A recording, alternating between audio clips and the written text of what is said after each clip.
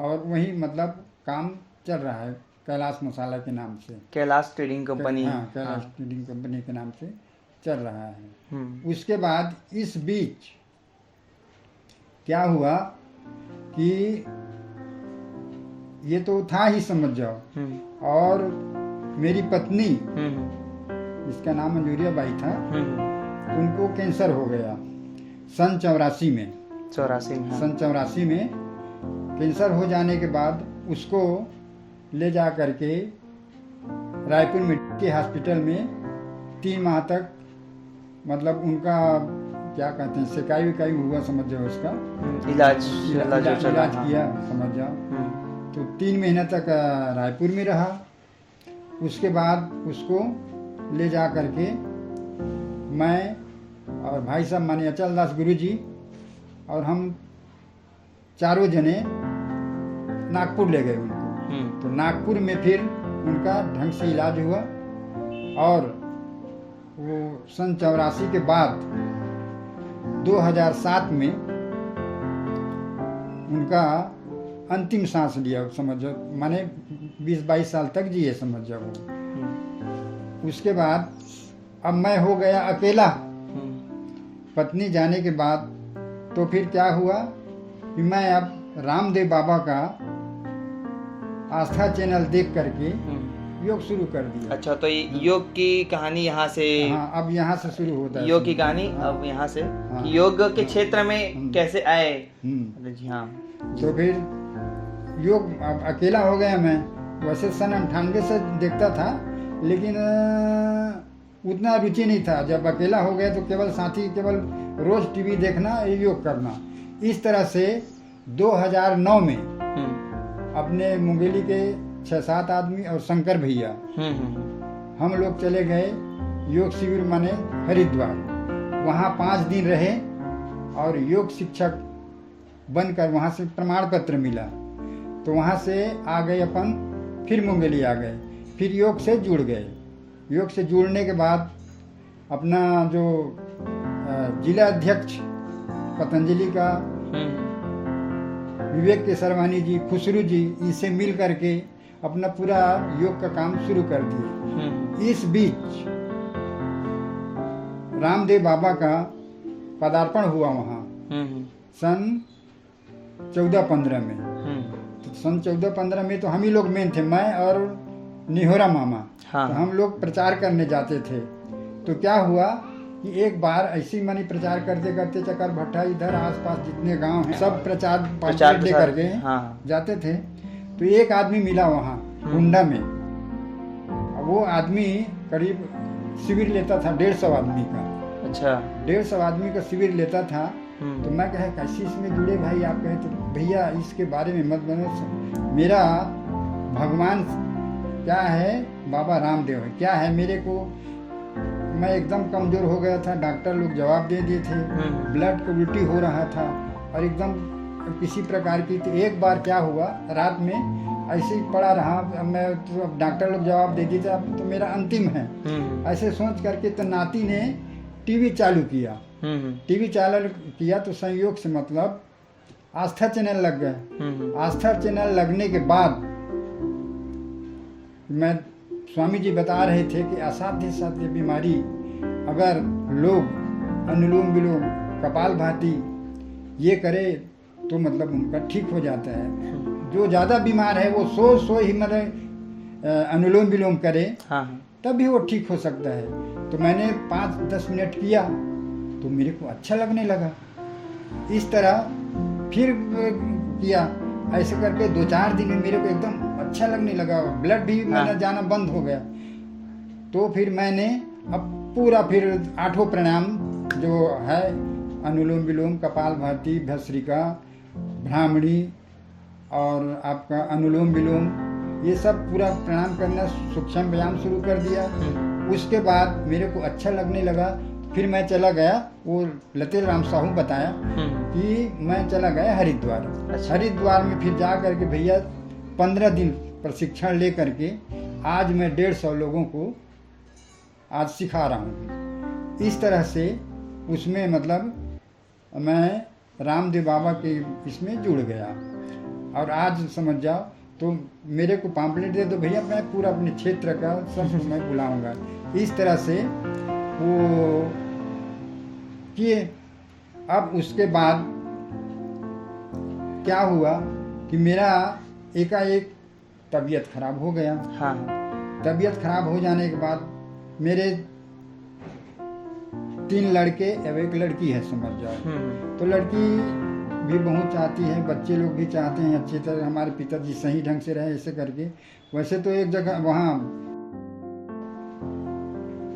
Hospital में दिखाने गए तो इतना तो सबका रहता है, कुछ नहीं होगा, तो 1 महीना तक आ गए, फिर नहीं किए। हाँ। जब दोबारा ज़्यादा खराब लगा तो गए इस कार्ट में, तो डॉक्टर ने बोला कि नहीं करवा लेना चाहिए, ऐसे करके तो एंजियोप्लास्टी करा लिया।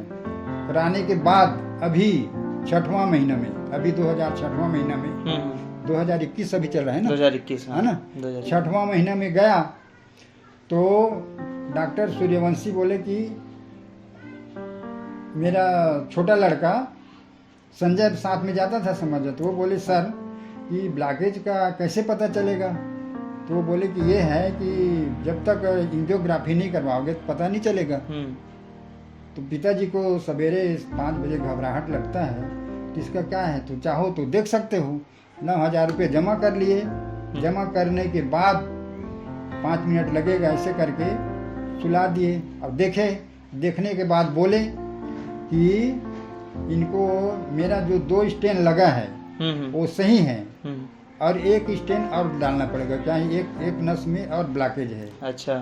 तो मैंने तो बोले कि और डालना पड़ेगा। मैं समझ गया कि मेरे को ना सीढ़ी चढ़ने में तकलीफ है, न पैदल चलने में तकलीफ है, घूम लेता हूँ तो फिर स्टेन डलाने, क्या स्टेन डलाना माने 1.5-2 लाख रुपया लग, दूसरे में समझ जा मेरे को जरूरत है ही नहीं है, ये पैसा के लालच में समझ जाओ ये करना चाहते हैं। तो मैं कहा कि मैं नहीं सर, मैं नहीं कराऊंगा। तो देख लो भाई, कभी भी धोखा देख सकता है, 1-2 महीना का सवाल है, आप देख लो, ऐसे बोले। मैं सर मैं भले ऊपर चला जाऊं लेकिन अब नहीं कराऊंगा मैं, ऐसे करके मना कर दिया। उसके बाद अपन चले गए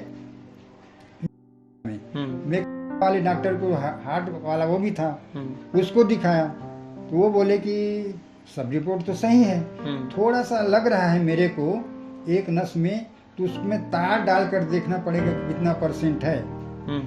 तो फिर मैं बोला ठीक है सर, अभी दवा लिख दीजिए, फिर बाद में फिर बताएंगे।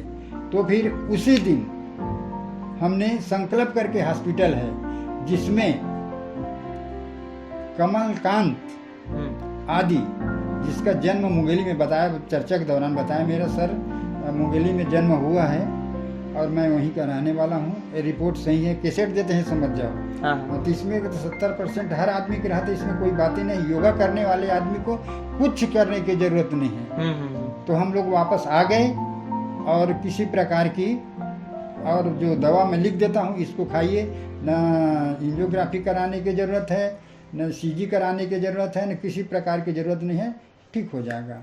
उसके बाद आज 6वां महीना, आज कौन सा महीना चल रहा है? अभी 12वां महीना चल रहा है, 12वां महीना चल रहा है, दिसंबर का महीना चल रहा है, 2021। 12वां महीना चल रहा है, 4 महीना हो गए, मेरे को किसी प्रकार की तकलीफ नहीं है। रोज सवेरे 5 बजे उठता हूँ, अनुलोम विलोम, कपालभाति, भस्त्रिका, ये जो 8 प्राणायाम हैं उसको समझ जा मैं करता हूँ, और किसी प्रकार की अभी तकलीफ नहीं है। इस तरह से योग करने वाले आदमी को किसी प्रकार की तकलीफ नहीं है। जो योग करेगा वो जीवन में कभी दुख नहीं पाएगा। योग मेन है, समझ जाओ। इस तरह से हुआ। और अब सर मैं ये जानना चाहता हूँ कि अभी के जो 15 से लेकर 21-22 साल के बच्चे होते हैं, उनके लिए योग एक आलसपन का सुबह आ जाता है कि तो हमको तो 8-9 बजे उठना है, 10 बजे उठना है, हम क्यों जल्दी उठें, मतलब अच्छे से नींद पूरी होगी। तो उनके लिए आपका क्या संदेश है, मतलब सुबह क्यों उठना चाहिए, योग क्यों करना चाहिए? जो अभी के बच्चे जो स्वस्थ हैं उनको क्यों करना चाहिए योग? ऐसा योग करने से भविष्य में कभी वो बीमार नहीं पड़ेंगे। दूसरा, योग करने से गलत विचार नहीं जाएगा, बहकेगा नहीं। इसी प्रकार की योग ऐसा विधा है जो स्वामी रामदेव जी ने दिया है, वो महान है, समझ जाओ। इसमें किसी प्रकार की सोचने की जरूरत नहीं है। योग करो योग, रहो निरोग। लेकिन अब यह है, करें योग, रहे निरोग। ये मतलब है इसका। अब इस खुद तरह पे, से- हाँ। हाँ, खुद पे बिल्कुल योग करना चाहिए आदमी को। इस तरह से समझ योग के बारे में है। मैं और एक बात बताना चाहता हूँ हाँ हाँ कि मैं और शंकर भैया हाँ हाँ अत्यंत अगाध प्रेम था।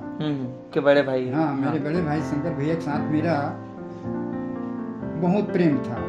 पारिवारिक बातचीत कभी हो जाता था, फिर भी मिल जाते थे। एक दूसरे के बिना हम नहीं रह सकते थे। आज उनके नहीं रहने पर याद आते ही आंसू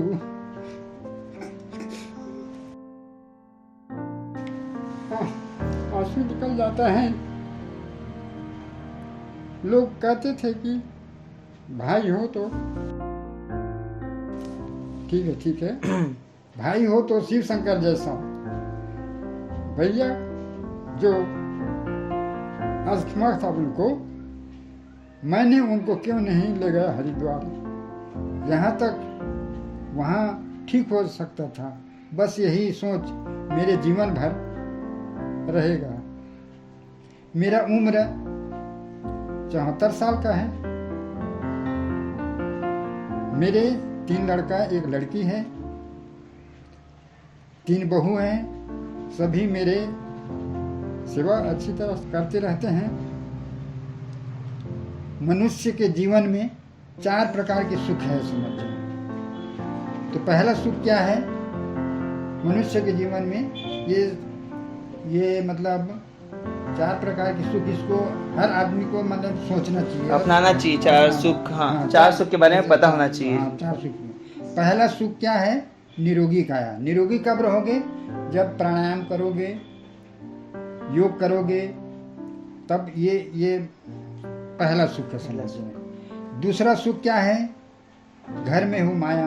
जब तक आदमी के पास पैसा नहीं रहेगा तो बीमारी के जैसे हो गए तो क्या करेगा, इसलिए पैसा होना भी बहुत जरूरी है। और तीसरा सुख सुलक्षणा नारी, जो घर में रहती है वो लक्ष्मी होती है, वो अगर अच्छी है तो वो सुख प्राप्त करेगा। और चौथा सुख चौथा सुख है संतान हो आज्ञाकारी। इसी प्रकार आदमी के जीवन में संतान जो है वो अच्छा आज्ञाकारी हो तो भी वो भी सुखी में है। इस प्रकार से 4 सुख में बताया गया है। तो अब आगे तो सब हरी इच्छा से, बस यही मेरा संदेश है कि करो योग, रहो निरोग। धन्यवाद।